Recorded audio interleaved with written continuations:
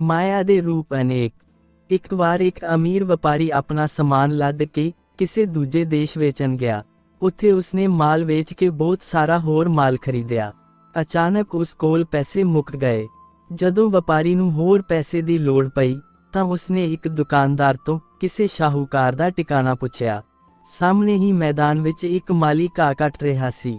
ਦੁਕਾਨਦਾਰ ਨੇ ਉਸ ਵੱਲ ਇਸ਼ਾਰਾ ਕਰਦਿਆਂ ਕਿਹਾ, ਵੇਖ, ਉਹ ਸਾਹਮਣੇ ਜਿਹੜਾ ਭਾਈ ਘਾਹ ਕੱਟ ਰਿਹਾ ਏ, ਉਹ ਹੀ ਇੱਥੋਂ ਦਾ ਸ਼ਾਹੂਕਾਰ ਏ, ਉਸੇ ਨੂੰ ਫੜ ਲੈ, ਤੇਰਾ ਕਲਿਆਣ ਹੋ ਜਾਵੇਗਾ। ਵਪਾਰੀ ਨੇ ਸਮਝਿਆ ਕਿ ਦੁਕਾਨਦਾਰ ਨੇ ਉਸ ਨਾਲ ਮਜ਼ਾਕ ਕੀਤਾ ਹੈ, ਇਸ ਲਈ ਉਹ ਸ਼ਰਮਸਾਰ ਹੋ ਕੇ ਅਗਲੀ ਦੁਕਾਨ ਤੋਂ ਕਿਸੇ ਅਮੀਰ ਸ਼ਾਹੂਕਾਰ ਬਾਰੇ ਪੁੱਛਣ ਲੱਗਾ। ਦੂਜੇ ਦੁਕਾਨਦਾਰ ਨੇ ਵੀ ਉਸੇ ਮਾਲੀ ਵੱਲ ਇਸ਼ਾਰਾ ਕਰਦਿਆਂ ਵਪਾਰੀ ਨੂੰ ਕਿਹਾ, ਵੇਖੋ, ਉਹ ਫਟੇ ਪੁਰਾਣੇ ਕੱਪੜਿਆਂ ਵਾਲਾ ਮਾਲੀ ਹੀ ਇੱਥੋਂ ਦਾ ਸ਼ਾਹੂਕਾਰ ਏ, ਉਹ ਹੀ ਤੁਹਾਡਾ ਕੰਮ ਸਾਰ ਸਕਦਾ ਏ। ਵਪਾਰੀ ਦਾ ਮਨ ਦੁਚਿੱਤੀ ਵਿੱਚ ਪੈ ਗਿਆ। ਉਸ ਦਾ ਮਨ ਮੰਨੇ ਨਾ ਕਿ ਇੱਕ ਮੈਲੇ ਕੁਚੈਲੇ ਕੱਪੜਿਆਂ ਵਾਲਾ ਮਾਲੀ ਸ਼ਾਹੂਕਾਰ ਹੋ ਸਕਦਾ ਹੈ, ਪਰ ਦਿਲ ਵਿੱਚ ਸੋਚਣ ਲੱਗਾ, ਪੁੱਛਣ ਵਿੱਚ ਕੀ ਹਰਜ ਹੈ। ਸੋ ਵਪਾਰੀ ਸ਼ਾਹੂਕਾਰ ਦੇ ਕੋਲ ਜਾ ਕੇ ਚੁੱਕਦਿਆਂ ਹੋਇਆਂ ਆਖਣ ਲੱਗਾ, ਸ਼ਾਹੂਕਾਰਾ, ਕੁਝ ਪੈਸੇ ਚਾਹੀਦੇ ਨੇ। ਮਾਲੀ ਨੇ ਤੋਲਵੀਨ ਨਜ਼ਰ ਨਾਲ ਵਪਾਰੀ ਨੂੰ ਸਿਰ ਤੋਂ ਪੈਰਾਂ ਤੱਕ ਵੇਖਿਆ ਤੇ ਫਿਰ ਮੁਸਕਰਾ ਕੇ ਆਖਣ ਲੱਗਾ, ਕਿਤਨੇ ਕੁ ਪੈਸੇ ਚਾਹੀਦੇ ਨੇ? ਤੂੰ ਤਾਂ ਵੱਡਾ ਸੌਦਾਗਰ ਏ, ਤੈਨੂੰ ਕਾਹਦੀ ਲੋੜ ਆ ਪਈ ਏ? ਵਪਾਰੀ ਨੇ ਉੱਤਰ ਦਿੱਤਾ, ਮਾਲ ਜ਼ਿਆਦਾ ਖਰੀਦ ਲਿਆ ਹੈ, ਇਸ ਕਰਕੇ ਪੂਰਾ 1000 ਰੁਪਇਆ ਚਾਹੀਦਾ, ਅਗਲੇ ਫੇਰੇ ਮੋੜ ਦੇਵਾਂਗਾ। ਮੈਂ 6 ਮਹੀਨਿਆਂ ਮਗਰੋਂ ਫਿਰ ਇੱਥੇ ਆਉਣਾ, ਜੇ ਕਹੇ ਤਾਂ ਕੋਈ ਚੀਜ਼ ਵਸਤੂ ਜ਼ਮਾਨਤ ਰੱਖ ਦਿੰਦਾ ਹਾਂ। ਸ਼ਾਹੂਕਾਰ ਨੇ ਉੱਤਰ ਦਿੱਤਾ, ਨਹੀਂ, ਜ਼ਮਾਨਤ ਦੀ ਕੋਈ ਲੋੜ ਨਹੀਂ, ਮੈਂ ਤੈਨੂੰ ਜਾਣਦਾ ਹਾਂ, ਤੇਰੀ ਬੜੀ ਸਾਖ ਏ, ਨਾਲੇ ਇਹ ਕਿਹੜੀ ਵੱਡੀ ਰਕਮ ਏ, ਤੂੰ ਚੱਲ ਮੇਰੇ ਨਾਲ। ਫਿਰ ਸ਼ਾਹੂਕਾਰ ਵਪਾਰੀ ਨੂੰ ਨਾਲ ਲੈ ਕੇ ਆਪਣੇ ਘਰ ਵੱਲ ਤੁਰ ਪਿਆ। ਸ਼ਾਹੂਕਾਰ ਨੇ ਆਪਣੇ ਘਰ ਆ ਕੇ ਘਰ ਦੇ ਕੋਨੇ ਦੀ ਇੱਕ ਨੁੱਕਰ ਪੁੱਟੀ। ਹੇਠੋਂ ਇੱਕ ਵੱਡਾ ਸਾਰਾ ਸੰਦੂਕ ਨਿਕਲਿਆ ਜੋ ਰੁਪਇਆਂ ਤੇ ਅਸ਼ਰਫੀਆਂ ਨਾਲ ਭਰਿਆ ਪਿਆ ਸੀ। ਵੰਨ ਸੁਵੰਨੇ ਸਿੱਕੇ ਸਨ, ਕੋਈ ਕਿਸੇ ਮੁਲਕ ਦੇ, ਕੋਈ ਕਿਸੇ ਦੇ। ਸ਼ਾਹੂਕਾਰ ਨੇ ਵਪਾਰੀ ਤੋਂ ਪੁੱਛਿਆ, ਕਿਉਂ ਬਈ, ਕਿਹੜੇ ਮੁਲਕ ਦਾ ਸਿੱਕਾ ਚਾਹੀਦਾ ਏ? ਸੌਦਾਗਰ ਮੋਹਰਾਂ ਤੇ ਅਸ਼ਰਫੀਆਂ ਨਾਲ ਭਰਿਆ ਸੰਦੂਕ ਵੇਖ ਕੇ ਹੱਕਾ ਬੱਕਾ ਰਹਿ ਗਿਆ। ਕਦੇ ਉਹ ਸ਼ਾਹੂਕਾਰ ਦੇ ਫਟੇ ਕੱਪੜਿਆਂ ਨੂੰ ਵੇਖਦਾ ਤੇ ਕਦੇ ਚਮਕਦੀਆਂ ਮੋਹਰਾਂ ਵੱਲ। ਇਸੇ ਹੈਰਾਨੀ ਵਿੱਚ ਉਸ ਨੂੰ ਆਪਣੀ ਸੁੱਧ ਬੁੱਧ ਵੀ ਨਾ ਰਹੀ। ਸ਼ਾਹੂਕਾਰ ਦੀ ਗੱਲ ਸੁਣ ਕੇ ਉਹ ਚੌਂਕਿਆ ਤੇ ਆਖਣ ਲੱਗਾ, ਜਿਹੜਾ ਸਿੱਕਾ ਇੱਥੇ ਚੱਲਦਾ ਏ, ਉਹੀ ਦੇ ਦਿਓ। ਸ਼ਾਹੂਕਾਰ ਨੇ ਕੁਝ ਅਸ਼ਰਫੀਆਂ ਕੱਢੀਆਂ ਤੇ ਥੈਲੀ ਵਿੱਚ ਪਾ ਕੇ ਵਪਾਰੀ ਦੇ ਹਵਾਲੇ ਕੀਤੀਆਂ। ਆਪਣੇ ਵਹੀ ਖਾਤੇ ਉੱਪਰ ਰਕਮ ਲਿਖੀ, ਵਪਾਰੀ ਦਾ ਅੰਗੂਠਾ ਲਵਾਇਆ ਤੇ ਉਸ ਦਾ ਪਤਾ ਠਿਕਾਣਾ ਲਿਖ ਕੇ ਉਸ ਨੂੰ ਵਿਦਾ ਕਰ ਦਿੱਤਾ। ਸਾਲ ਸਮਾਂ ਲੰਘ ਗਿਆ, ਵਪਾਰੀ ਨੂੰ ਮੁੜ ਪਰਦੇਸ ਜਾਣ ਦੀ ਵਿਹਲ ਨਾ ਮਿਲੀ। ਉਹ ਆਪਣੇ ਦੇਸ਼ ਵਿੱਚ ਹੀ ਰੁੱਝਿਆ ਰਿਹਾ। ਸ਼ਾਹੂਕਾਰ ਨੂੰ ਇਹ ਪਤਾ ਤਾਂ ਸੀ ਕਿ ਉਸ ਸੌਦਾਗਰ ਦਾ ਰੁਤਬਾ ਬਹੁਤ ਹੈ ਤੇ ਦਿੱਤੇ ਹੋਏ ਰੁਪਏ ਰੁੜਦੇ ਨਹੀਂ।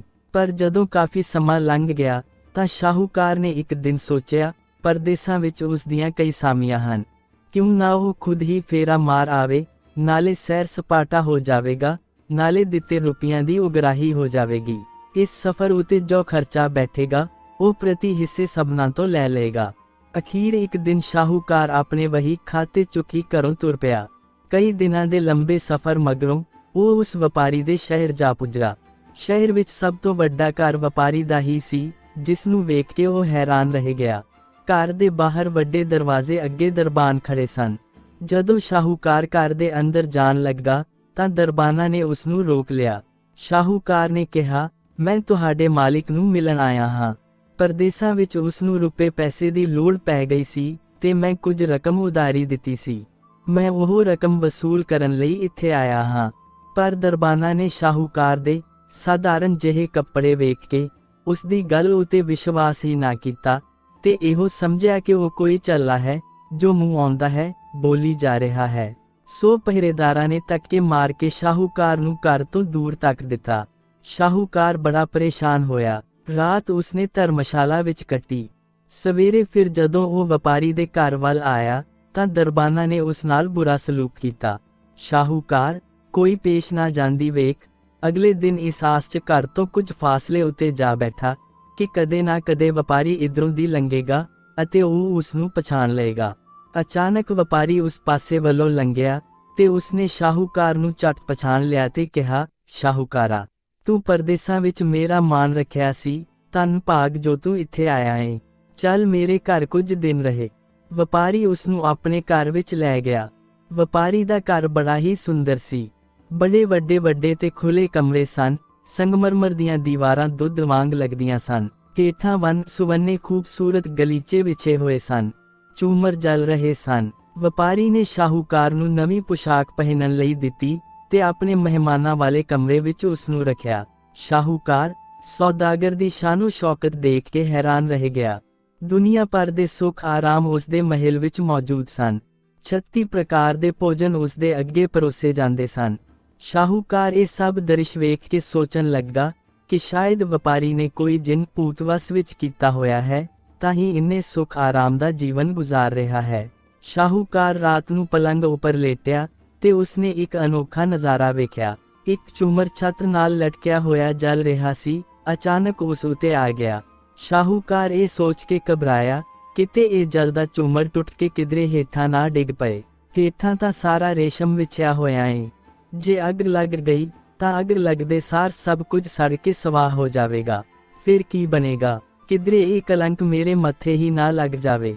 ਅਜੇ ਸ਼ਾਹੂਕਾਰ ਸੋਚ ਹੀ ਰਿਹਾ ਸੀ ਕਿ ਜਲਦਾ ਝੂਮਰ ਹੇਠਾਂ ਡਿੱਗ ਪਿਆ। ਪਰ ਸ਼ਾਹੂਕਾਰ ਨੇ ਵੇਖਿਆ, ਉਸੇ ਵੇਲੇ ਇੱਕ ਖੂਬਸੂਰਤ ਮੁਟਿਆਰ ਅਸਮਾਨੋਂ ਉਤਰੀ ਤੇ ਉਸਨੇ ਆਪਣਾ ਪੱਲਾ ਅੱਗੇ ਵਧਾ ਕੇ ਉਹ ਜਲਦਾ ਝੂਮਰ ਚੋਲੀ ਵਿੱਚ ਪਵਾ ਲਿਆ ਅਤੇ ਫਿਰ ਅਲੋਪ ਹੋ ਗਈ।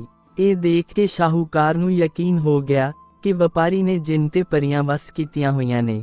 ਉਸਨੇ ਵਪਾਰੀ ਨਾਲ ਇਸ ਬਾਰੇ ਕੋਈ ਗੱਲਬਾਤ ਨਾ ਕੀਤੀ। ਅਗਲੇ ਦਿਨ ਸ਼ਾਹੂਕਾਰ ਸੌਦਾਗਰ ਤੋਂ ਆਪਣੇ ਰੁਪਏ ਲੈ ਕੇ ਆਪਣੇ ਦੇਸ਼ ਲਈ ਰਵਾਨਾ ਹੋਇਆ। ਰਸਤੇ ਵਿੱਚ ਸ਼ਾਹੂਕਾਰ ਸੋਚਣ ਲੱਗਾ, ਮੈਂ ਕਿਉਂ ਹੱਥਾਂ ਵਿੱਚ ਰੰਬੀ ਤੇ ਦਾਤੀ ਫੜੀ ਰੱਖਾਂ?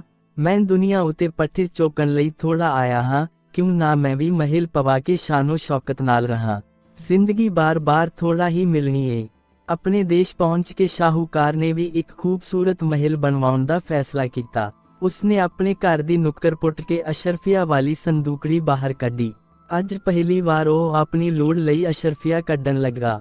ਜਿਵੇਂ ਹੀ ਉਹ ਸੰਦੂਕੜੀ ਖੋਲਣ ਲੱਗਾ, ਇੱਕ ਖੂਬਸੂਰਤ ਮੁਟਿਆਰ ਅਰਸ਼ੋਂ ਉਤਰੀ ਤੇ ਸ਼ਾਹੂਕਾਰ ਦਾ ਹੱਥ ਫੜ ਕੇ ਕਹਿਣ ਲੱਗੀ, ਇਹ ਕੀ ਹਨੇਰ ਕਰਨ ਲੱਗੇ ਹੋ? ਇਹ ਧਨ ਤਾਂ ਤੇਰੇ ਕੋਲ ਅਮਾਨਤ ਦੇ ਤੌਰ ਤੇ ਏ। ਤੂੰ ਅਮਾਨਤ ਵਿੱਚ ਖਿਆਨਤ ਕਿਉਂ ਕਰਨ ਲੱਗਾ ਏ? ਸ਼ਾਹੂਕਾਰ ਨੇ ਉਸ ਮੁਟਿਆਰ ਵੱਲ ਵੇਖਿਆ।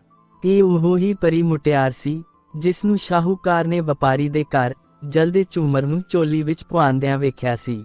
ਸ਼ਾਹੂਕਾਰ ਹੈਰਾਨ ਹੋ ਕੇ ਪੁੱਛਣ ਲੱਗਾ, ਤੂੰ ਕੌਣ ਏ? ਮੈਂ ਤੈਨੂੰ ਅੱਗੇ ਵੀ ਕਿਧਰੇ ਵੇਖਿਆ ਏ। ਮੁਟਿਆਰ ਆਖਣ ਲੱਗੀ, ਮੈਂ ਮਾਇਆ ਹਾਂ। ਮੇਰੇ ਕਈ ਰੂਪ ਨੇ। ਮੈਂ ਕਈ ਸ਼ਕਲਾਂ ਵਿੱਚ ਲੋਕਾਂ ਕੋਲ ਰਹਿੰਦੀ ਹਾਂ, ਕਿਧਰੇ ਪਤਨੀ ਬਣ ਕੇ, ਕਿਧਰੇ ਧੀ ਬਣ ਕੇ। ਉਸ ਵਪਾਰੀ ਦੇ ਘਰ ਮੈਂ ਪਤਨੀ ਬਣ ਕੇ ਰਹਿ ਰਹੀ ਹਾਂ। ਉਸ ਵਪਾਰੀ ਦੇ ਘਰ ਦੀ ਰੱਖਿਆ ਕਰਨਾ ਮੇਰਾ ਫਰਜ਼ ਬਣਦਾ ਏ। ਇਸ ਲਈ ਮੈਂ ਜਲਦੇ ਝੂਮਰ ਨੂੰ ਚੋਲੀ ਵਿੱਚ ਪਾ ਕੇ ਉਹ ਘਰ ਅੱਗ ਲੱਗਣ ਤੋਂ ਬਚਾ ਲਿਆ। ਉਹ ਵਪਾਰੀ ਮੈਨੂੰ ਪੂਰੀ ਤਰ੍ਹਾਂ ਭੋਗਦਾ ਏ। ਇੱਥੇ ਮੈਂ ਤੇਰੇ ਕੋਲ ਧੀ ਬਣ ਕੇ ਆਈ ਹਾਂ, ਇਸ ਲਈ ਤੂੰ ਮੈਨੂੰ ਹੱਥ ਨਹੀਂ ਲਗਾ ਸਕਦਾ। ਧੀ ਨੂੰ ਭੋਗਣਾ ਘੋਰ ਪਾਪ ਏ। ਸ਼ਾਹੂਕਾਰ ਹੱਕਾ ਬੱਕਾ ਹੋ ਕੇ ਮੁਟਿਆਰ ਵੱਲ ਬਿਟਰ ਵੇਖਦਾ ਰਿਹਾ। ਤੁਹਾਨੂੰ ਕਹਾਣੀ ਚੰਗੀ ਲੱਗੀ ਤਾਂ ਇਸ ਨੂੰ ਲਾਈਕ ਕਰੋ ਅਤੇ ਅਜਿਹੀਆਂ ਹੋਰ ਕਹਾਣੀਆਂ ਸੁਣਨ ਲਈ ਸਾਡੇ ਚੈਨਲ ਨੂੰ ਸਬਸਕ੍ਰਾਈਬ ਕਰਨਾ ਨਾ